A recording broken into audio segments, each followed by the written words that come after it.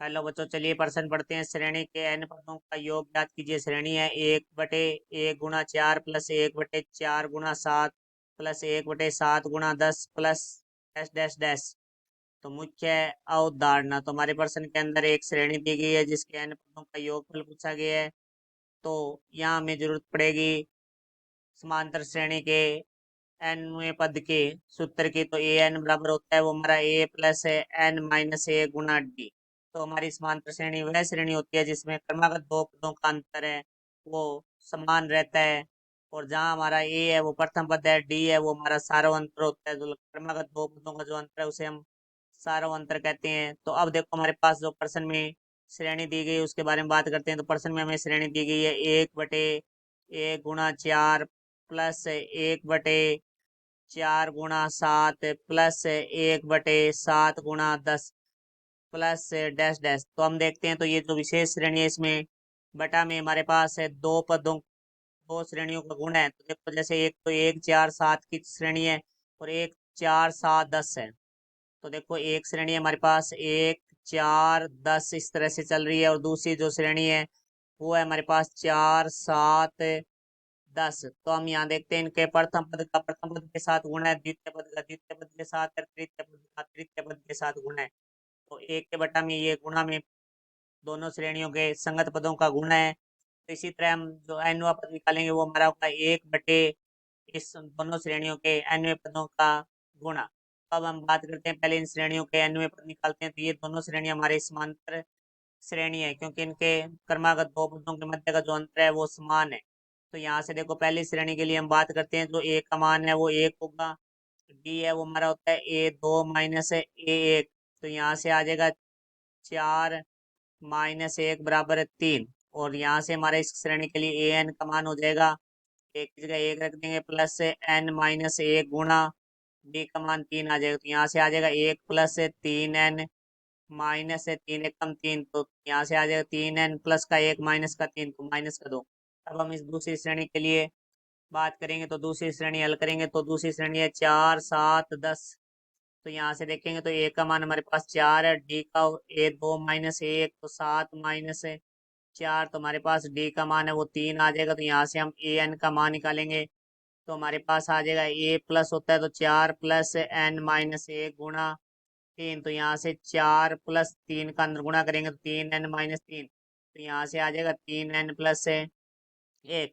तो अब हम इस जो हमारे विशेष श्रेणी दी गई है उसका हम एनवा पद निकालेंगे, जिसे हम टी एन से लिखते हैं। तो देखो वो होगा 1/में, क्योंकि पूरी श्रेणी है वो 1 के बटा में चल रही है, और दो इन दो श्रेणियों के संगत पदों का गुणा है। तो यहाँ हम एनवे पद की बात कर रहे हैं, तो दोनों श्रेणियों के एनवे पद का गुणा होगा। तो हमारे पास है एक तो है 3n - 2 एनवा पद, और दूसरी श्रेणी का है हमारे पास है 3n + 1। अब देखो इसको हम आगे हल करते हैं, तो यहाँ से हम इसके जो टी एन इसके तो हर को अलग अलग करेंगे। तो देखो भाई हमारे पास आ जाएगा Tn बराबर 1/3 गुणा 1/3n - 2 माइनस 1/3n + 1। तो यहाँ से हम इसको वापिस लेस है लेके हल करेंगे, तो हमारे पास ये ऊपर वाला पद है वो समान आ जाएगा। तो यहाँ से अब हम 1/3 का अंदर गुणा करते हैं, तो हमारे पास Tn बराबर प्राप्त हो जाएगा 1/9n - 6 माइनस 1/9n